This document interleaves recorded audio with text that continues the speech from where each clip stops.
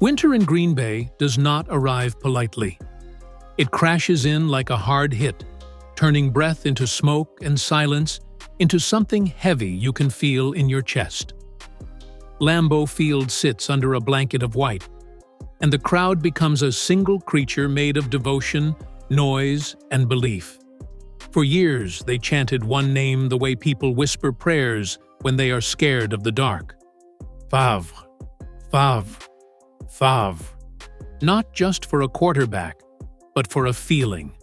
For Sundays that looked like salvation. For a man who made pain seem optional, who made toughness look holy, who made America believe that if your heart burned hot enough, your body would never dare betray you. Brett Favre became the symbol of that myth. A boy from poor Mississippi who turned into the heartbeat of Green Bay, the soul of the Packers, a living monument to grit. Records followed him like footprints in fresh snow. More than 70,000 passing yards, more than 500 touchdowns, more than 6,000 completions, a quarterback who defeated all 32 teams, 3 consecutive MVP awards, a mountain no one has climbed again, a Super Bowl title that locked his name into American memory. And then there was the streak, 321 consecutive games, the iron chain that made his body look indestructible. Broken finger, torn shoulder, aching back, bruises stacked on bruises. And still he walked onto the field smiling as if pain was nothing but a rumor. But the crowd never follows you home. The snow melts, the lights shut off. And one day, the storm is not outside the stadium. It is inside your hands, inside your mind. The same fingers that once held a football like a weapon begin to shake when they try to hold a glass of water. The same brain that once read defenses like poetry begins to lose small, ordinary things. The keys, the names, the purpose of walking into a room. The collisions that made him famous start collecting their payment. Quietly, ruthlessly, day by day. If Brett Favre ever made you believe in Sundays, stay with this story to the end, and when you feel that old Sunday pulse in your chest, leave a simple tribute in the comments, not for the legend, but for the man. Long before stadium lights and frozen fields, Brett Favre learned the meaning of pain under a southern sun that offered no mercy.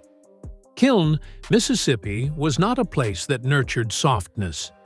Red dirt clung to skin, humidity pressed down like a hand on the back of your neck, and life moved to the rhythm of work, discipline, and survival. In a small house on the edge of town, a blond, scrawny boy grew up believing that love was something you earned, not something you were given freely. That boy was Brett, and from the beginning, his world revolved around a single towering presence, his father. Irvin Favre was a high school football coach whose voice could still an entire field with a single command. He believed in toughness the way some men believe in faith, without question and without apology. In his house, there were no lessons about comfort, no space for weakness. Boys did not cry. Men endured. When Brett fell, his father did not rush forward. He watched, arms crossed, eyes measuring whether his son would rise on his own.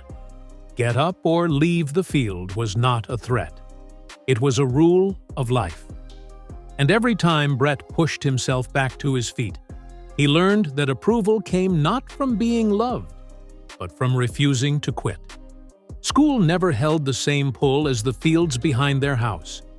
Brett struggled in classrooms, his mind drifting toward woods, open space, and the one object that made time disappear, a football.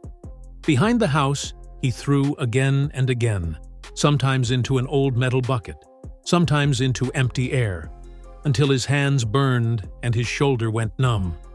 Rain did not stop him. Thunder did not stop him. He threw through storms with mud on his shoes and sweat in his eyes, imagining that somewhere behind him, His father might be watching. Maybe this time he would hear the words he waited for. "I am proud of you." They never came. His mother, Bonita, was gentler, quieter, a presence that tried to soften the edges without ever challenging the force that ruled the home. She prayed. She poured tea. She kept the peace. Brett loved her deeply, but even as a child he absorbed a dangerous lesson. Kindness was fragile. Strength was survival. And so he chose to model himself after the man who commanded respect, rather than the woman who endured in silence. He swallowed fear. He buried tears. He trained himself to believe that real strength meant never letting the world see you bleed. That belief was carved into him early. Once, after a hard fall, Brett broke his nose. Blood streamed down his face, warm and unstoppable. He wanted to cry. His chest tightened with it. But his father walked over, picked up the ball, and tossed it back without a word of comfort. "Do it again." Brett wiped nothing away. He threw again, blood staining his shirt, learning that in Mississippi, pain was private and tears were a liability. As he grew older, the pattern deepened. At high school practices, he often stood on the sidelines watching his father coach other boys, laughing, shouting, living the game Brett ached to be fully part of. When his father turned away, Brett did not complain. He waited. He handed balls back. He learned patience, not as peace, but as quiet hunger. He was the coach's son, always present, rarely seen. And that feeling of never being enough wrapped itself around his identity and refused to let go. By 16, his arm grew stronger, his throws longer and more violent, as if he were trying to launch his need for approval across the sky. He did not play to win games. He played to avoid disappointment. Every pass was a question thrown into the air. "Dad, can you see me now?" At night, he sat on the porch listening to crickets and his father's cough inside the house, promising himself that one day he would become someone impossible to ignore. Mississippi taught Brett Favre how to endure. It taught him how to rise after every fall. But it also took something from him that he would spend the rest of his life trying to recover. It taught him that weakness was failure, and that lesson would follow him far beyond Kiln, long after the cheers began, long after the damage was already done. Brett Favre left Mississippi carrying more than a suitcase and a dream. He carried a hunger that had been growing since childhood, sharpened by years of silence and expectation. When the Atlanta Falcons selected him in the second round of the 1991 NFL Draft, it should have been the moment everything changed. Instead, it became another reminder of how easily belief could be withheld. To the Falcons, Favre was not a future star.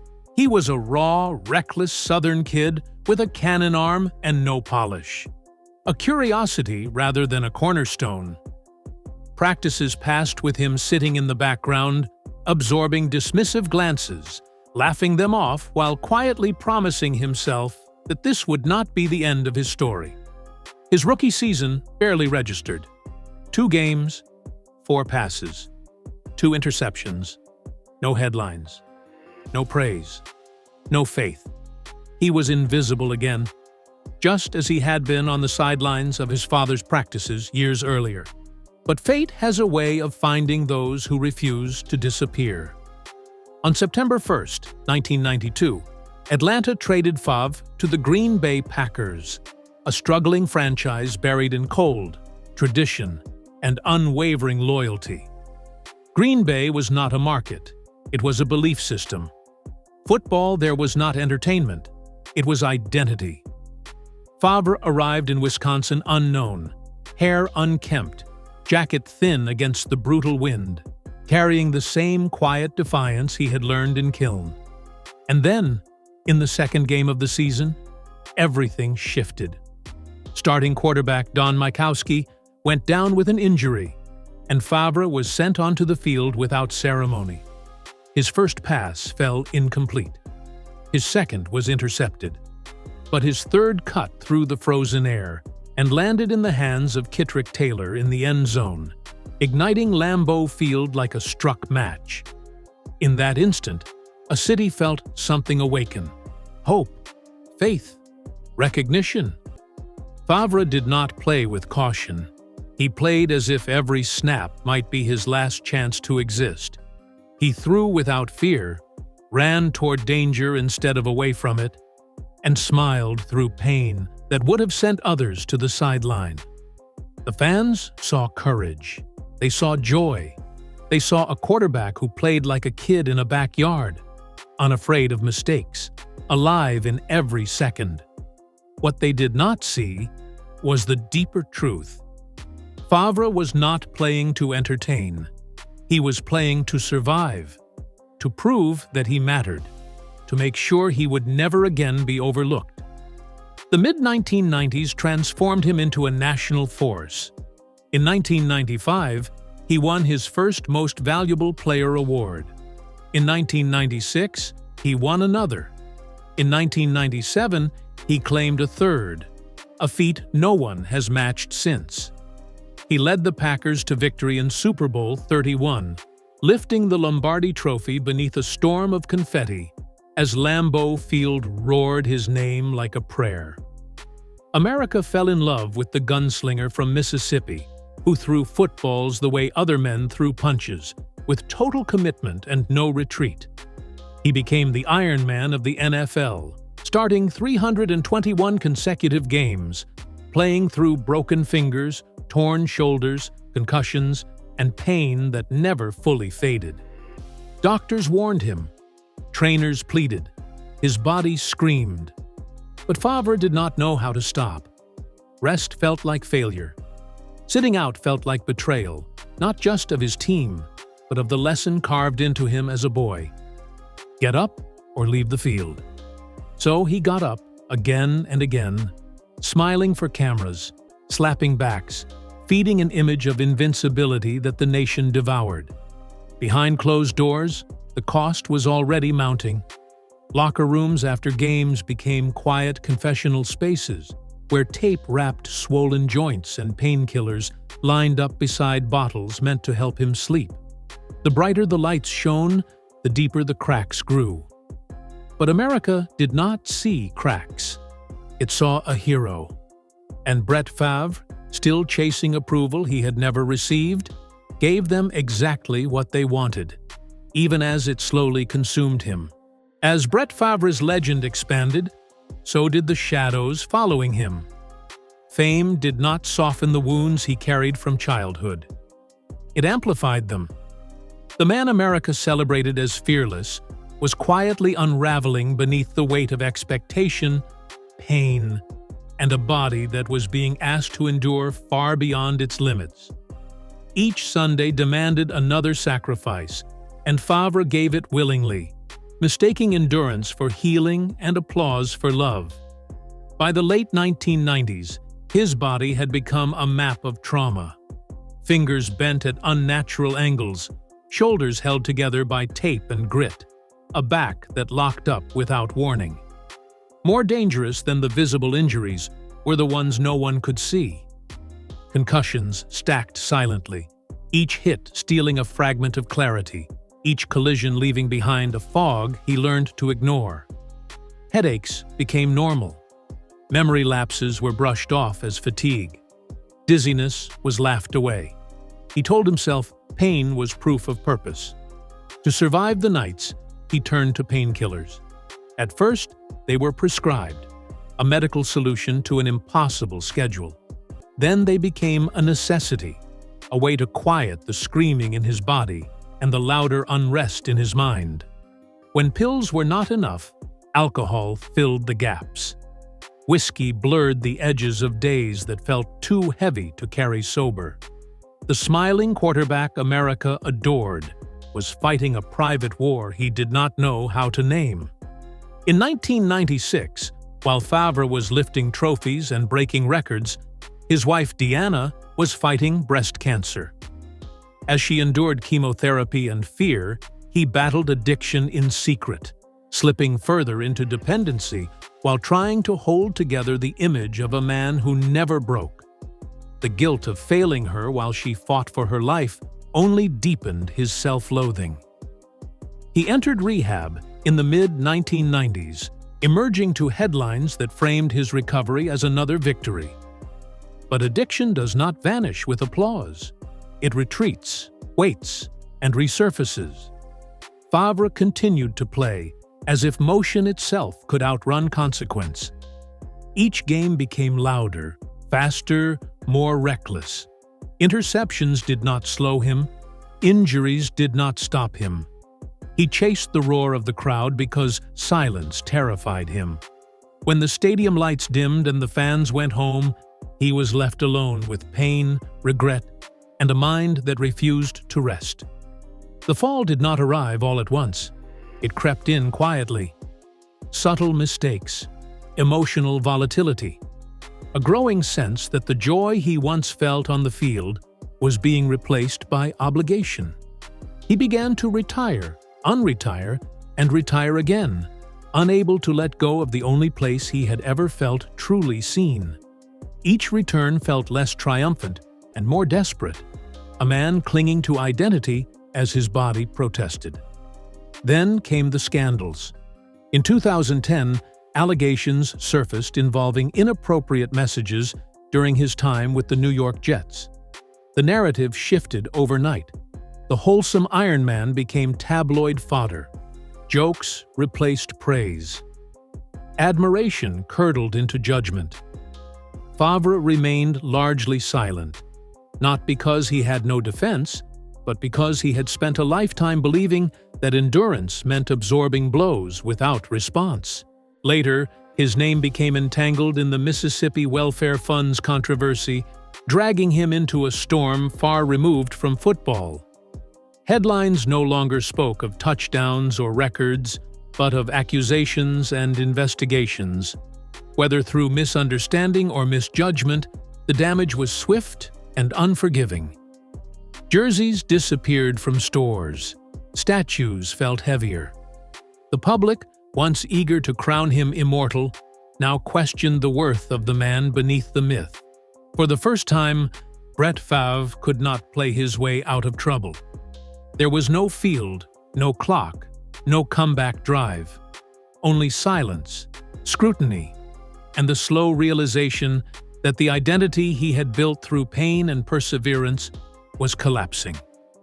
The Iron Man stood exposed, not as a villain, but as something far more unsettling.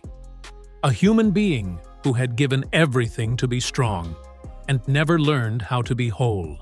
The moment that defined Brett Favre's soul did not arrive with a trophy or a roar from the stands. It came in silence. On a cold December night in 2003, a phone call from Mississippi cut through everything he thought he understood about strength. His father, Irvin Favre, the man whose approval he had chased since childhood, had died suddenly of a heart attack. There were no final instructions, no stern words, no chance to hear pride spoken aloud. The voice that had shaped his entire life was gone without warning. Favre sat alone, stunned, the weight of the loss settling into his chest like stone. For the first time, football felt meaningless. The next day, the Green Bay Packers were scheduled to play the Oakland Raiders on Monday Night Football. Coaches told him he could sit out. Teammates understood. The world expected grief, but Brett Favre did what he had always been taught to do. He stood up and played. That night became legend.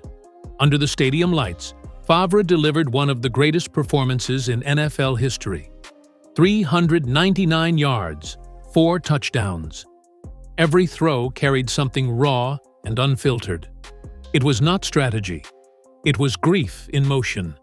Each pass felt like a message launched into the dark, a son trying to reach a father who could no longer answer.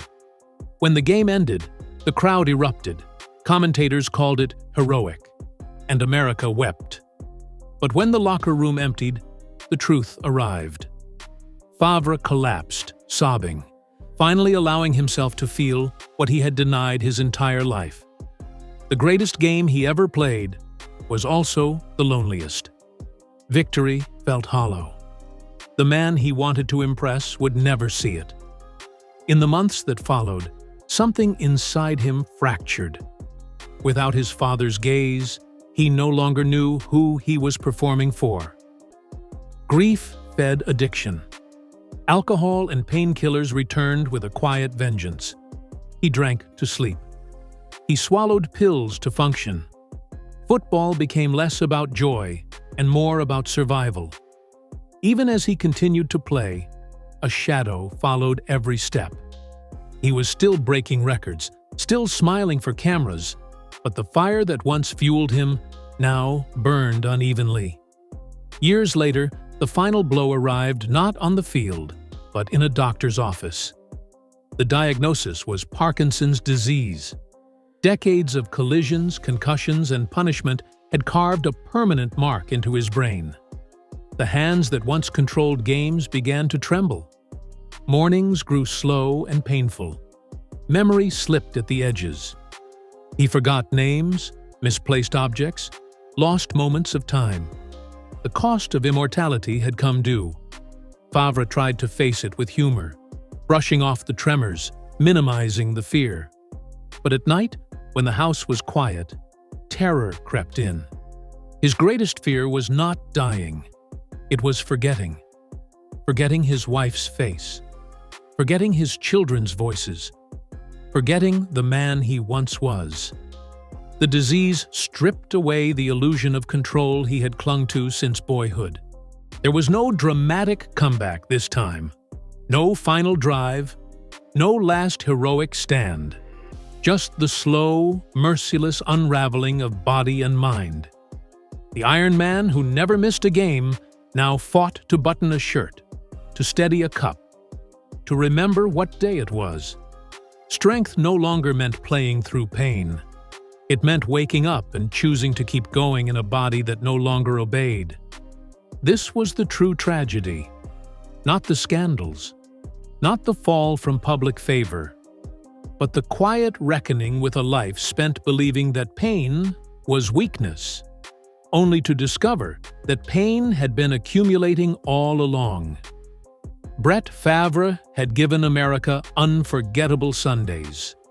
In return, he was left to confront the fragile cost of greatness alone.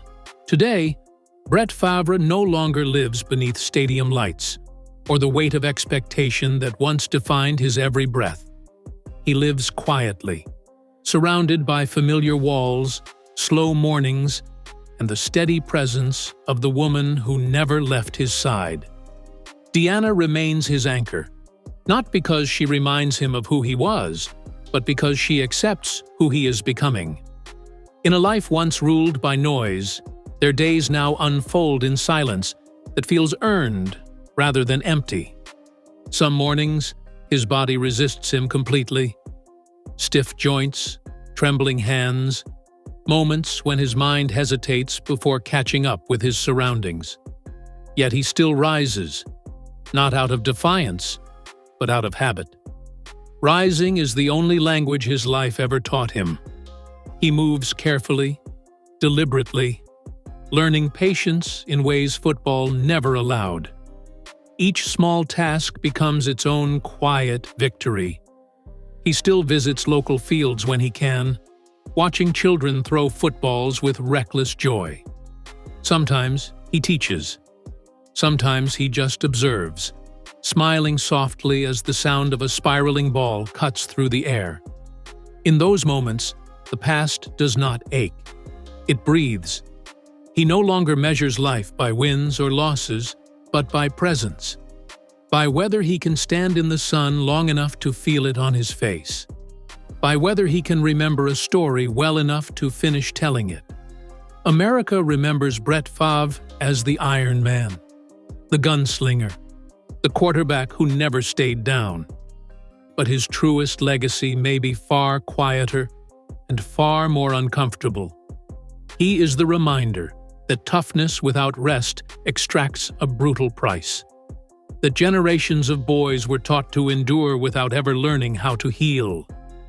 That applause often comes long before understanding and fades long before consequences arrive. Favre's life now asks a question the nation rarely wants to answer. What do we owe the heroes who gave us everything they had before they knew what it would cost them? What happens when strength becomes a cage instead of a shield? And how many men are still hurting in silence because they were never allowed to be weak? In his later years, Brett Favre has spoken less about football and more about gratitude. Gratitude for mornings he can still recognize. Gratitude for hands he can still hold. Gratitude for love that remains when memory flickers. He does not ask for pity. He does not ask for forgiveness. He simply lives, imperfectly, honestly, doing the hardest thing he was never trained to do, letting himself be human. His story no longer belongs only to sports history. It belongs to every parent who teaches toughness without tenderness, every culture that rewards sacrifice without protection, every fan who cheered the hits but never saw the aftermath. Brett Favre gave America unforgettable Sundays. His final gift may be something far more valuable: a chance to learn compassion before the silence arrives. Brett Favre's story does not end with a final whistle, a retirement speech, or a line in the record books. It ends in the quiet spaces that greatness never prepared him for. In slow mornings where his hands tremble, but his will remains. In moments where memory flickers, but love stays steady. In a life no longer measured by touchdowns, but by the simple grace of being present for one more day. For decades, America celebrated his refusal to fall. We cheered his pain tolerance, his broken fingers, his concussions, his smile through suffering. But the truth, now impossible to ignore, is that the cost of that greatness did not disappear when the crowd went home. It followed him into retirement, into his body, into his mind. And yet, even here, Brett Favre continues to stand. Not as an Iron Man, but as a man who finally allows himself to be fragile, honest, and human. His legacy is no longer just about football. It is about what happens when a nation rewards endurance but forgets care. When boys are taught to be strong, but never taught how to heal. When heroes are praised at their peak and abandoned when their strength fades. Brett Favre's life asks us to look closer, to remember deeper, and to love more carefully than we ever have before. If this story moved you, if Brett Favre ever made you believe in courage, resilience, or the power of standing back up, take a moment to honor that journey. Leave a comment below and share what his story means to you.